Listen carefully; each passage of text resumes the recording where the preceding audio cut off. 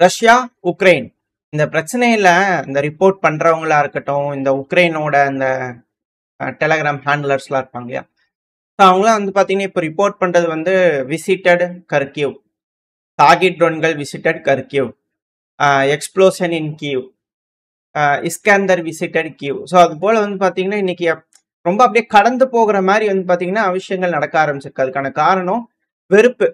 என்னது இது? அது வாட்டுக்கு வந்து விழுகுது, லொத்து லொத்துன்னு வந்து விழுகுது. அது தடுக்கிறதுக்கும் முடியல. எல்லா பக்கம் வெடி விபத்து. ஓ இன்னைக்கு இங்க வெடிச்சிருச்சா? ஓ இன்னைக்கு இது இழந்துட்டோமா? அப்படிங்கிறது போல வந்து பார்த்தீங்கன்னா, தினம் தினம் அந்த இழப்புகள் அப்படிங்கிறது வந்து பார்த்தீங்கன்னா, நார்மலைஸ் அப்படிங்கிறது உக்ரைனியன்ஸுக்கு ஆக ஆரம்பிச்சிருக்கு. ஹெவியான அட்டாக் கர்கிவ் பகுதி, அப்புறம் கியூ பகுதி. இது ரெண்டுமே முக்கியமான ஒரு விஷயம். கர்கிவ் பகுதியில் எப்பவும் போல வெடி விபத்துகள் நடந்திருக்கு. ஆனா ஹெவியான அட்டாக் அப்படிங்கிறது கியூ பகுதியில் நடந்திருக்கு. ஒரு வீடியோ பதிவு லோட் ஆயிருக்கும். புகை மூட்டங்களோட கீவோட பொழுது விடிஞ்சிருக்கு அப்படிங்கிறது போல. அது மட்டும் இல்லாம கீவ்ல ஃபுல்லா ஜென்ரேட்டர்ஸ் தான் யூஸ் பண்றாங்க. அங்க இருக்கிறவங்களாம் விளாக் பண்ணி போட ஆரம்பிச்சிருக்காங்க உக்ரைனியன்ஸ்லாம். அதாவது அதுக்கு கீழே கமெண்ட்லாம் வந்து படிச்சீங்க அப்படின்னா, உக்ரைனியன்ஸ் வின்னிங் கமான் அப்படிங்கிறதோட வந்து பாத்தீங்கன்னா பலர்த்தோட கமெண்ட்ஸ் பார்க்க முடியுது. அது அவங்க சர்க்காஸ்டிக்கா பேசியிருக்காங்க. அது கூட தெரியாம அதுக்கு கீழே வந்து பாத்தீங்கன்னா, ஆமா பாட்ஸ் எல்லாம் இருக்கும் இல்லையா? அது வந்து ஆமா ரஷ்யா தோத்துக்கிட்டு இருக்கு, நம்ம ஜெயிச்சுக்கிட்டு இருக்கோம், கூடிய சீக்கிரத்துல ரஷ்யா அவங்க தோல்வி ஒத்துக்குவாங்க, எக்கனாமிக்லி ஃபெயிலியர் ஆயிட்டாங்க, ஆளுங்க இல்ல, வேலை இல்ல, பணம் இல்ல, எக்கனாமி இல்ல, சிப் இல்ல, ஒன்னும் இல்ல, ரஷ்யா தோத்துட்டு தான் இருக்காங்க அப்படிங்கிற பாட் வந்து பண்ணா அது கீழே கமெண்ட் பண்ணிட்டே இருக்குது. இது ஒரு ஃபன்னா வந்து பாத்தீங்கன்னா அதை எல்லாரும் ரெக்கார்ட் பண்ணி வந்து பண்ணா பலரும் பகிரப்பட்டு வருது. இப்ப இது ஓகே. அது மட்டும் இல்லாம இன்னும் நிறைய விஷயங்கள் ஜெலன்ஸ்கி அவர்கள் பேசினா இப்பெல்லாம் இந்த வீடியோ போடுறாரு இல்லையா, அதுக்கு கீழே கமெண்ட் லைக் எல்லாம் வரதே இல்லை அப்படிங்கிறது போல குற்றச்சாட்டுகள்லாம் இருக்கு. எல்லாமே பாட்டா வந்து வியட்நாம் பாட்டா வந்து சப்ஸ்கிரைப் பண்ணுது, கமெண்ட் பண்ணுது அப்படிங்கிறது போல. இதெல்லாம் நம்ம வெரிஃபையா பண்ண முடியும். அவங்க சொன்னாங்க, சரி நம்ம தெரிஞ்சுக்க வேண்டியதுதான். பட் இதெல்லாம் உறுதிப்படுத்த முடியாது. போய் பார்த்தா நம்மளுக்கே தெரியுது இல்லையா? சரி ஓகே, மெயினான விஷயத்துக்கு வந்துடலாம்.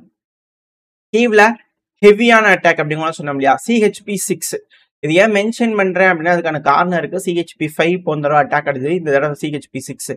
ஏன்னா அது இந்த சப்ஸ்டேஷன்ஸ், அந்த ரயில்வேயோட மெட்ரோ ஸ்டேஷன்ஸுக்குலாம் வந்து பாத்தீங்கன்னா பவர் லைன் கொடுத்துருந்தாங்க. இந்த CHPங்கிறது வந்து பாத்தீங்கன்னா கம்பைன்டு ஹீட் பவர் அப்படிங்கிறது போல ஒரு இது. ஸோ 2004 நினைக்கிறேன் உக்ரைன்ல இது போல ஒரு அனௌன்ஸ்மெண்ட் வந்து இருந்தது. இந்த CHP-6ங்கிறது கேபிட்டல்லயே இருக்கு. கீபோர்ட கேபிட்டல் அந்த ஒப்லாஸ்ட் சுத்தி இருக்கக்கூடிய புறநகரங்கள்ல கேபிட்டல்லயே இருக்கு. ஸோ அந்த பகுதியில வந்து பாத்தீங்கன்னா, உதாரணத்துக்குன்னா சென்னை மாநகராட்சிக்கு உட்பட்ட பகுதிகள், சென்னைக்கு உட்பட்ட பகுதிகள் இது போல இருக்கு இல்லையா? ஸோ அது போல எக்ஸாக்டா இந்த பகுதி மென்ஷன் பண்ண முடியாது. ஸோ அதனால நீங்க புரிஞ்சுக்குவீங்க அப்படிங்கிறத சொல்றேன். கீவுக்குள்ளேயே அட்டாக் நடந்திருக்கு இந்த CHP-6ல. இது 2024 நினைக்கிறேன். இருந்துச்சுன்னா அட்டாச் பண்ணேன். பட் ஆனா இது நார்மலா நீங்க தேடி பார்த்தீங்கன்னாலே இருக்கும். முன்னாடி நான் பார்த்தேன், எனக்கு ஞாபகம் இருந்தா சொல்றேன். இது போல CHP பிளான்ட் சிறுசா நம்மளா கட்டமைக்கலாம். சின்ன சின்ன மினி பிளான்ட்டா செஞ்சு கீவ்ல இருக்கிறவங்களுக்குலாம் ஹீட்டு, அதுக்கப்புறம் பவர் ஜெனரேஷன் இந்த CHP-6 பிளான்ட்ல இருந்து எடுக்கலாம் அப்படிங்கிறது போல யோசிச்சு இது போல செஞ்சாங்க. அப்ப ரஷ்யா வந்து செய்யட்டும் அப்படிங்கிறது போல வெயிட் பண்ணாங்க. இப்ப இந்த CHP பிளான்ட் எல்லாத்தையும் வந்து பாத்தீங்கன்னா பின் பாயிண்ட் அக்யூரசி, அதுதான் இங்க இருக்கக்கூடிய மேட்ரு, எதுவுமே உபயோகம் இல்லாம போயிட்டு இருக்கு. செலவு பண்ணி இது போல சின்ன சின்ன ரியாக்டர்ஸ் சின்ன சின்னதா வந்து பண்ண எல்லாத்தையும் செய்யலாம் அப்படிங்கிறது போல செஞ்சாங்க. பட் எல்லாத்தையும் வந்து பாத்தீங்கன்னா துவம்சம் பண்ணிட்டு இருக்காங்க. கீவுக்குள்ளேயே இந்த CHP-6 அடி வாங்குது அப்படின்னா அந்த லொகேஷன் உங்களுக்கு மேப்ல உங்களுக்கு காட்டுறவங்களுக்கு, அது நீங்க சும்மா கூகுள்ல சர்ச் பண்ணீங்கனாலே உங்களுக்கு தெரியும், லொகேஷனோட இருக்கும். ஸோ இந்த இடத்துல அடி வாங்குதுன்னா சுத்தமா ஏர் டிஃபென்ஸ் சிஸ்டம் உக்ரைன்ல இல்லைன்னு அர்த்தம். இதுக்கு மேல பேட்ரியாட்டு, ஐரிஸ்டி அப்படி இப்படின்னு சொன்னாங்க.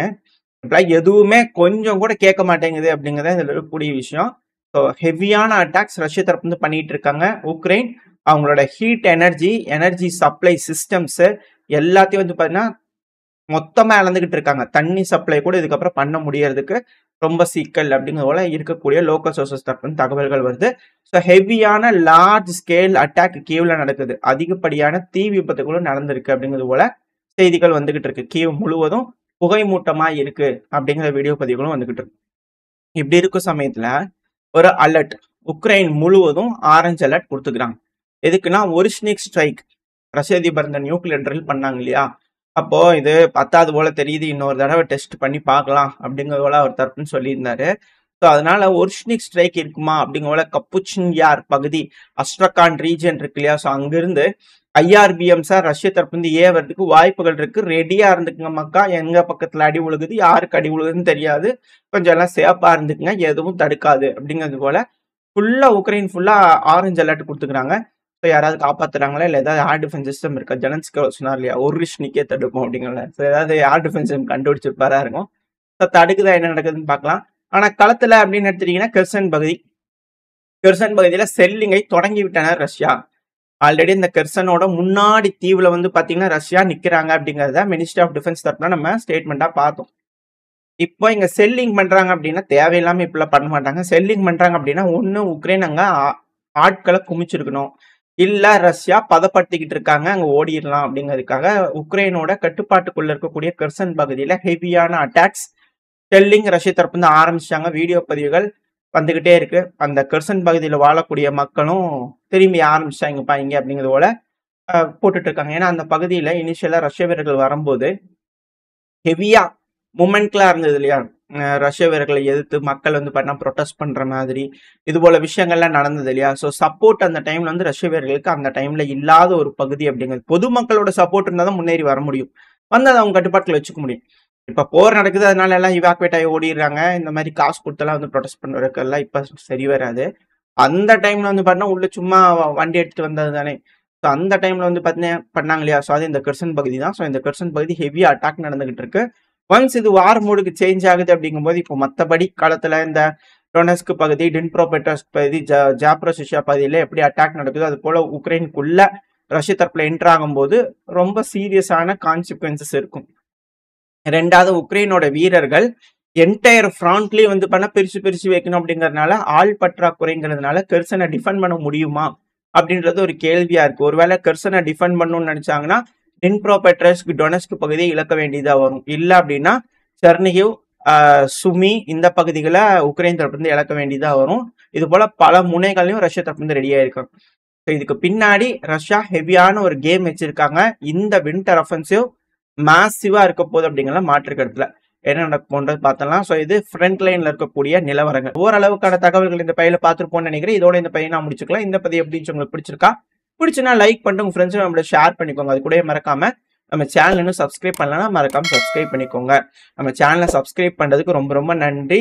ஏன்னா இப்பதான் நம்ம சேனல் ஏதோ 4-5 பேத்துக்கு யூடியூப் ப்ரொமோட் பண்ண ஆரம்பிச்சிருக்கு. இது போல நீங்க சப்ஸ்கிரைப் பண்ணீங்க மட்டும்தான் நம்ம சேனல் வளர்ச்சி அடையும். உங்களோட அன்பு ஆதரவும் எனக்கு எப்போ இருக்குன்ற நம்பிக்கையில இந்த பதிவு நான் முடிச்சுக்கலாம். அது மட்டும் இல்லாம இன்னொரு விஷயம், எழில் அவர்கள் நம்ம சேனலுக்கு சூப்பர் தேங்க்ஸ் பண்ணியிருக்கிறீங்க. அது கூடவே நம்ம சேனலுக்கு மெம்பரா ஆட் பண்ணியிருக்கிற பிரணவி விளாக்ஸ் அவங்களுக்கும் ரொம்ப ரொம்ப நன்றி.